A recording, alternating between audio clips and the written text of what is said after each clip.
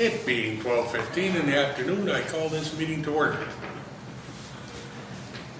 I would ask that any member disclose any pecuniary interest and the general nature thereof, if they have it, for this meeting, and the nature thereof.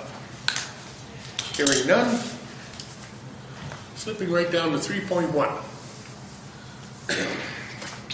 The Infrastructure Development Coordinator Staff Report concerning the RFP for the consultant services for the runway and apron rehabilitation at our local airport. Any questions, comments?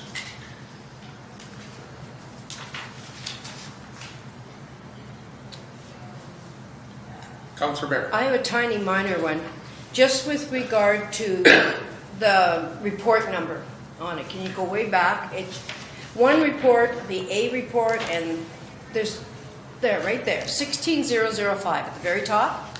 Now the next one we're going to get is going to have the whole word out there, 2016-005 on the next report. So I'm wondering if they could both be the same, because I'm so tired of sometimes people out there looking for nitty-gritty, tiny, minor things. And we don't want any lawsuits on minor things anymore. So I'm just put them together the same, either 16005 or 2016-005. So what would council prefer? The full 2016 or just the 16? I'm happy with 16 personally. Yeah.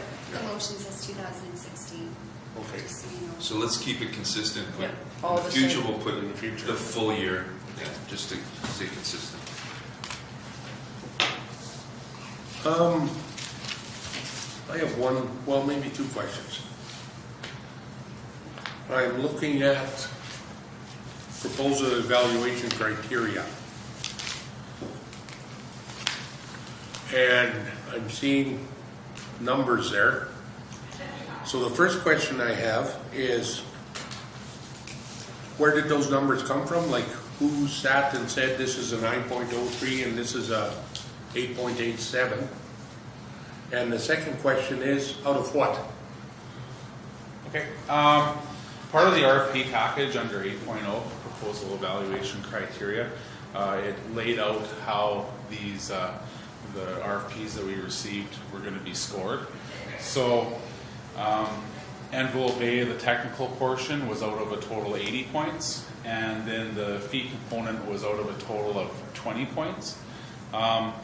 We got two bids for this RFP, and Stantec and WSP are two highly competent firms with extensive experience in ACAP applications and airport works, with a lot of years of experience with the resumes of the people that are going to be part of these team projects. So for all those areas, they would receive full points. So under airport and infrastructure project experience, they've got, out of a possible 10 points, they've got 10 points.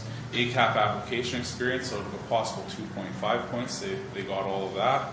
Understanding the assignment was one where WSP was scored a little lower based on the in their fee proposal. They excluded items that were mentioned in the project that were part of the RFP, and they excluded them, so there'd be cost overruns if they were to happen in the project. Project team, project manager, methodology, they met all the points, or all the points, a total of 10, 10, and 15 respectively. And then control, what fell under that criteria within the RFP was cost control, reporting, and quality control. And they didn't mention the payment request to Transport Canada, but being as part of the RFP and agreeing that's part of the criteria, but they got 9 out of possible 10 points. Local content wasn't mentioned in either proposal. Out of a possible 2.5 points, I scored them at 0 as well for those. Back to the top here, proposal quality. What this was that scoring was based on was the acknowledgement of the objectives, the scope of consulting services, project requirements, and instructions to proponents within the RFP. Out of a possible 62 areas where they were to discuss these in their proposal, Stantec had made mention to 56 of them, and WSP made mention of 55 of them. So it was basically out of a possible 62 points. I arranged that within the 10 possible points of the overall technical portion of this scoring system.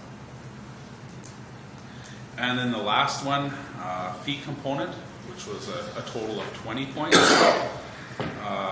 The lowest fee, which was Stantec, times 20 divided by their fee, gave WSP 13.26 points of a possible 20 points, and Stantec, being the lowest bidder, got a full 20 points.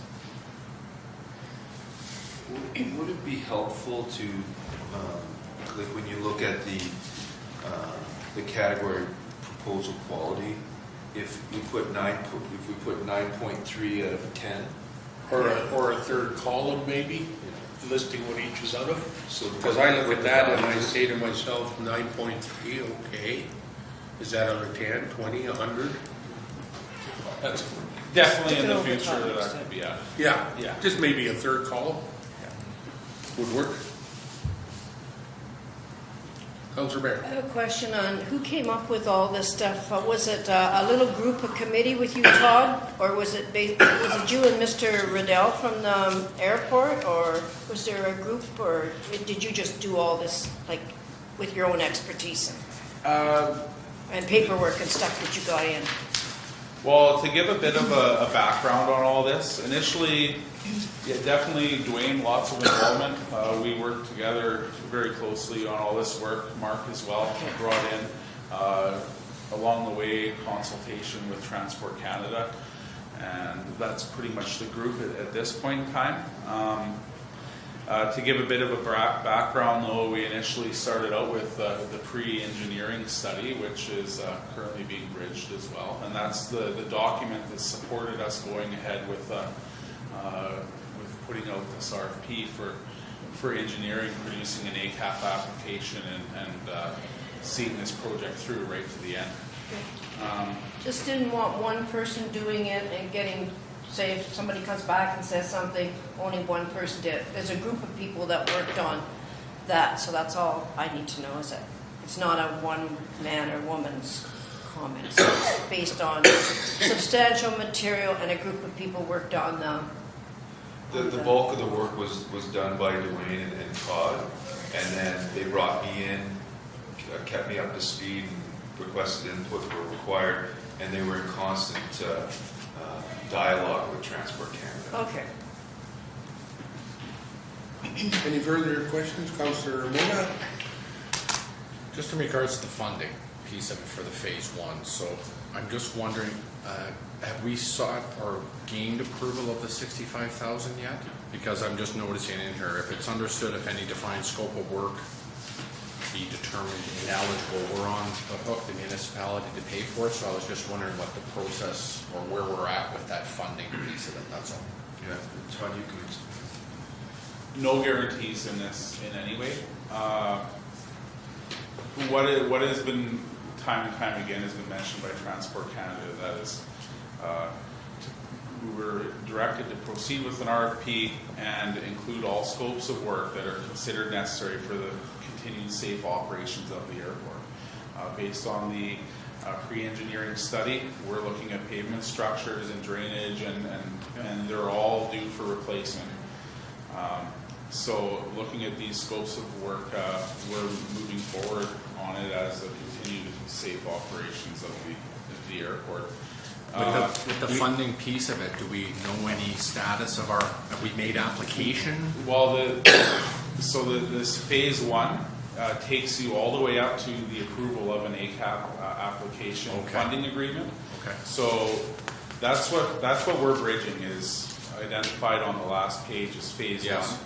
And at that time, we will know and be told what is determined eligible.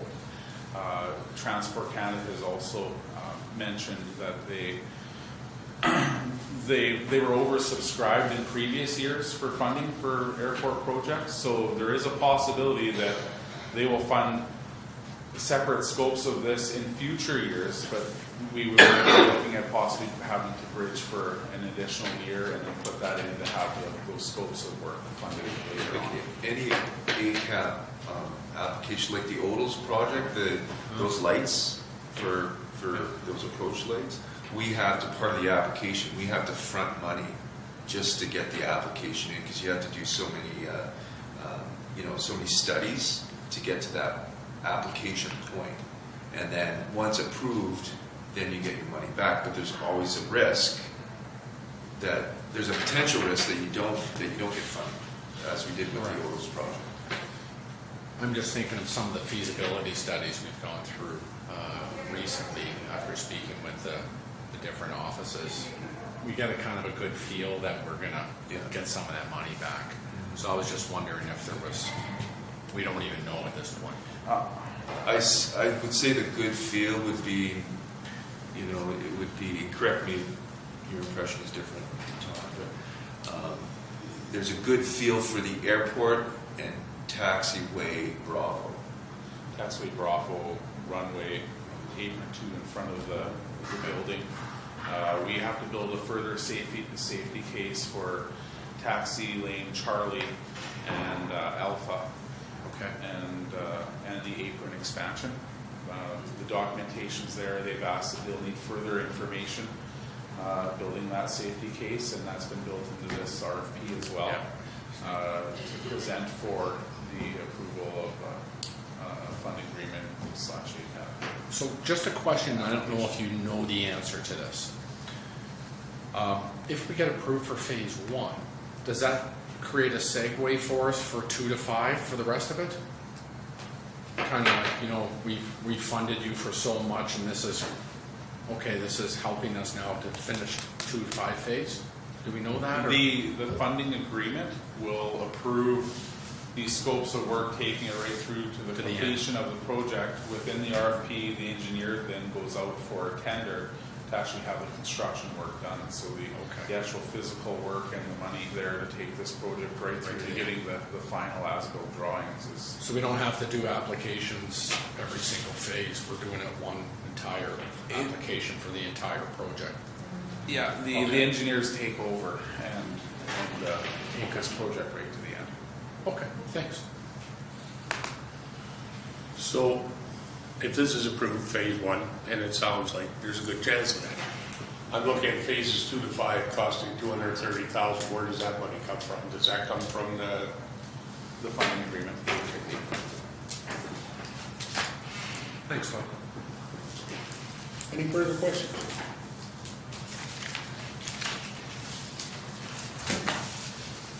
Okay, you kind of did that back.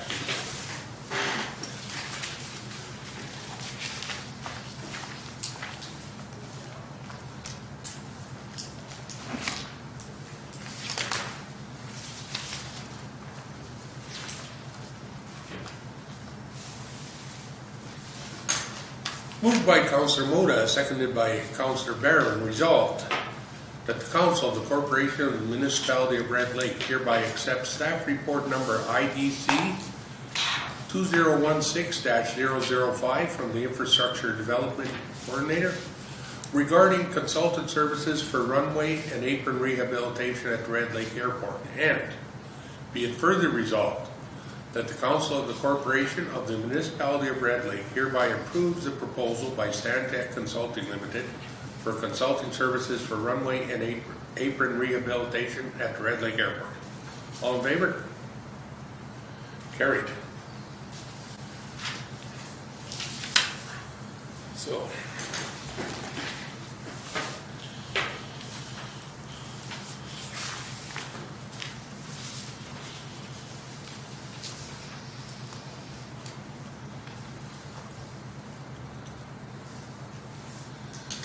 moved by Councillor Barron, seconded by Councillor Moda. Resolved that the Council of the Corporation of the Municipality of Red Lake hereby consider bylaw number 47-2016 as read without amendment or debate a first and second time. All in favor? Carried. Now, this is where we're supposed to have our discussion. We kind of jumped the gun on that one. Okay.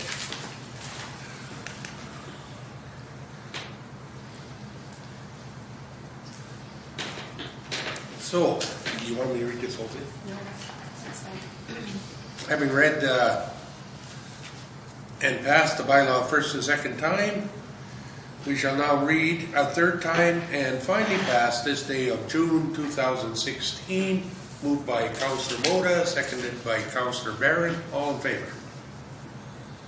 Thank you.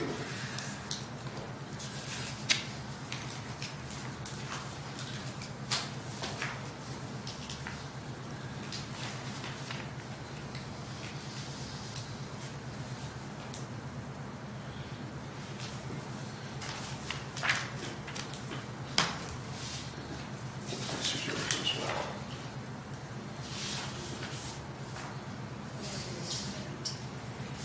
You might be stuck on one of those. Yeah. Item 3.2. Recreation Staff Department, read the RFPs, Kosher Arena roof replacement. So should we do that first and second? No, we're gonna do the staff report first.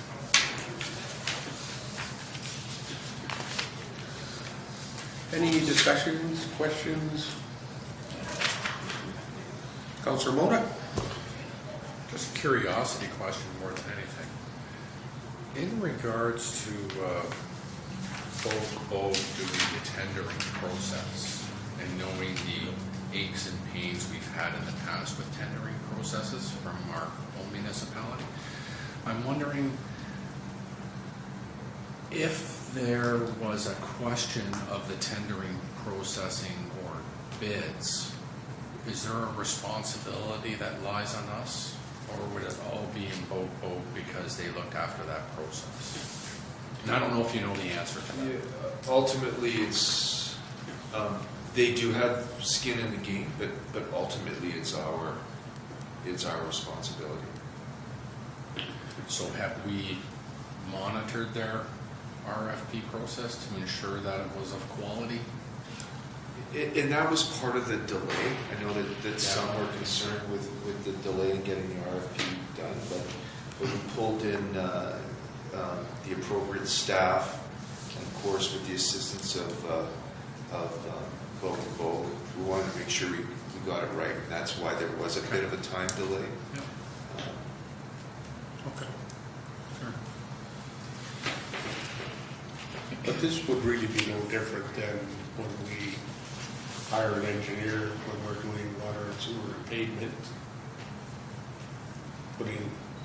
Send our bids out, and the engineer's part of all of that too as well. They work for the clinic for that matter. Correct, yes. Exact same scenario. Yeah, there's skin in the game, but it's ultimately our responsibility. I was just questioning just because of our previous issues. Correct. Councillor Barron. Vogue and Vogue, though, is our engineering firm involved with this. It sends us all those cute little letters once a year. So now that we're doing this project, it would only make sense that the information would go to them and suit them at the beginning of the project, in my mind, than waiting to partway through it and say, oh, well, you couldn't do it that way, you should have done it some other way. So this way, that was my question. Vogue and Vogue knows exactly what this company is going to be doing over there at the arena. Correct, and they'll be monitoring them throughout the whole process. They said they were going to come in. Right Okay. through completion. Okay. Yeah, I guess the only other option, Councillor Barron, would be to hire a new engineering firm, which would then go through what Vogue and Vogue had done for the last few years and No, start 7 or over 8 again. years. Yeah, we had discussed that one night there. Yeah, I think we talked about that about a year ago. Yep. Councillor Mona. Thanks. First thing, in regards to pricing for Vogue, the price of, or the monies that we've paid in the past for Vogue, is there going to be more of a bill, if I can use that analogy, for them to come in and monitor the work going done, or is this included in the proposal? This is not included in this price. Theirs is a separate, their fees for the issuing the RFP Or separate? is separate of this, what's before you today. We haven't seen that though yet, have we? That's, Or was that part of their bidding process? That was part of the before? original, Yeah, okay. yeah, that was part of their original. That original $56,000. Yeah, but there's another component to Yeah. it that they monitor this. We'll recirculate that, Okay. those numbers. Thanks. And my other comment statement is, came way under bid, which was That was something good. of unexpected nature looking at this. So I'm very happy and delighted for the ratepayers of this municipality. It came in much lower. Do we know, after we go through this process today, is the work going to start in the very near future? If awarded today, the company has stated in their submission that it'll take 13 weeks from day of award. So basically, when they receive notification Yeah. from the municipal office, 13 weeks from there. So that roughly gets us to, that would get us to, let's say, September 30th. So we are. 13 weeks. Remember in the documents, there's Yeah. that 14 Yeah, weeks. so it's even coming in a week earlier as well, which is positive. So we're looking at October, opening the place in October if there's no hidden things that we don't know about. We don't want to put any unrealistic expectations out there, but if the project goes, as stated in their submission, and if approved today, we'd be looking at, the second week of October being open.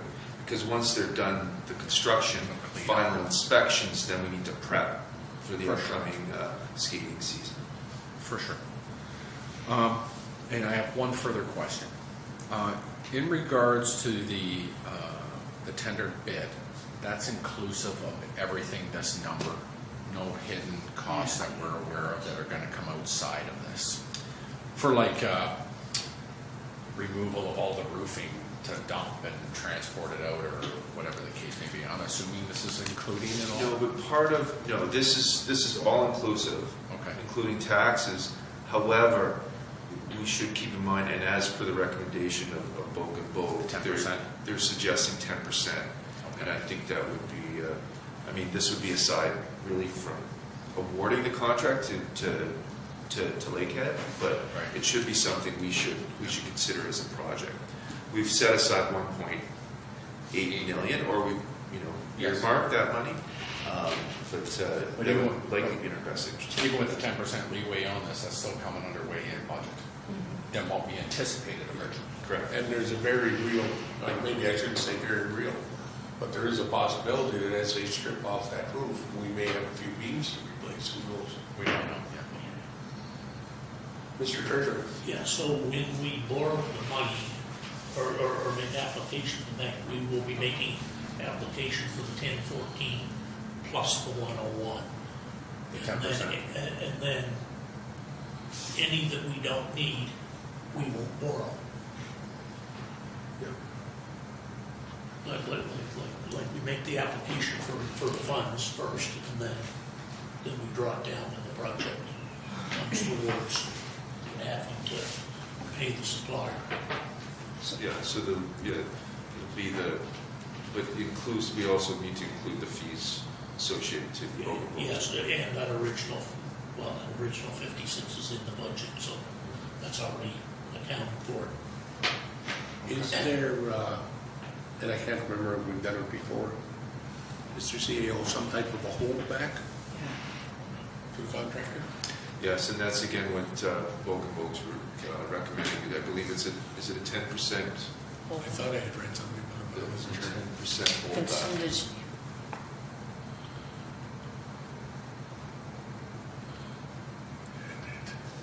So that is the amount right there, on number 2, that's what we're That's holding back? contingency. What I'm thinking is a holdback That's, where you don't pay the full contract until you're sure. yeah. See as terms of payment to include for holdbacks Okay. consistent with Ontario policy. And I apologize, I don't know what that number would be. No, I don't know. Off the top of my head, typically it's 10%. I would suggest, yeah. Councilor Mayor? Questioning, and I hope it's related to this, but I think it should be. We're funding this how? Like we're funding it through a local bank, or how are we, or some company taking out this thing on us, or how are we getting the funds? We've got applications for working to go, and it's whoever gives us the best rate. So you're tendering then, or something to, Well, you know, like I'm saying. because there's lots of to financial to persons. the CIDC, Eric Stevens goes to a bunch of companies on our behalf. Was FCM involved too, wasn't it? I don't think there would have been I on don't this. think on this one. Oh, I thought think that's against more new construction. And green construction. That'd be interesting to know, because there are a lot of places that loan out money for things like this, and it is a big project, so it'd be interesting to know if we're going to get the best deal for the best loan, since that's what we're doing. So that's in the works. Yes, and that, once we determine what's the best, then of course we'll be coming to council for a bylaw to authorize the borrowing. Okay. Any further questions or comments? Moved by Councillor Barron, seconded by Councillor Mona. Resolved that the Council of the Corporation of the Municipality of Red Lake hereby accepts Recreation Department Staff Report number REC-2016-4 regarding Kosher Arena roof replacement, and be it further resolved that the Council of the Corporation of the Municipality of Red Lake hereby approves the proposal by Lakehead Roofing and Metal Cladding Limited for Kosher Arena roof replacement. All in favor? Carried.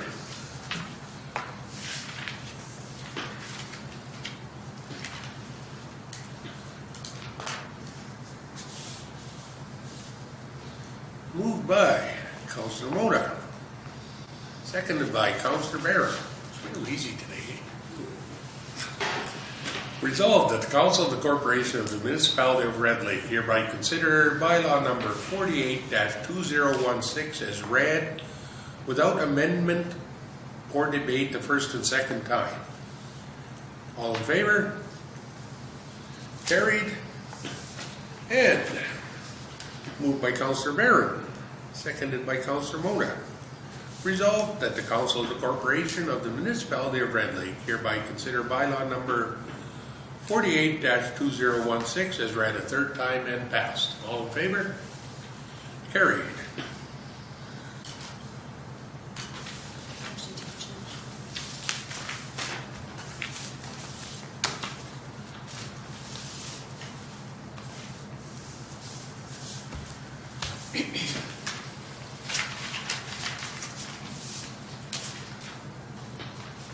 And finally,